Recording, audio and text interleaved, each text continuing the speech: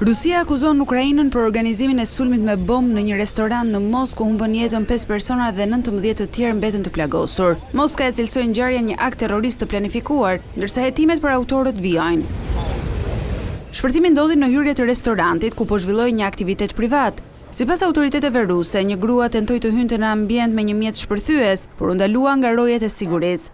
Pak çaste më pas, eksplozivi shpërtheu ndërsa hetuesit dyshojnë se ai u aktivizua nga distanca. Sipas mediave ruse, objektivi i atentatit ishte një komandant i lartë i forcave ajrore ruse, i cili ndodhej në restorant. Ai shpëtoi sulmit, por vajza e tij mbeti e plagosur rënd, ndërsa dhëndri humbi jetën.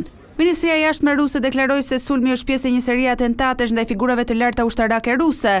Deri tani, autoritetet ukrainase nuk kanë reaguar ndaj akuzave. Ndërkohë, hetuesit po punojnë për të zbardhur mënyrën e organizimit të sulmit dhe për të përcaktuar nëse gruaja që mbante eksplozivin ishte e vetëdijshme për rolin e saj apo ishte përdorur nga organizatorët.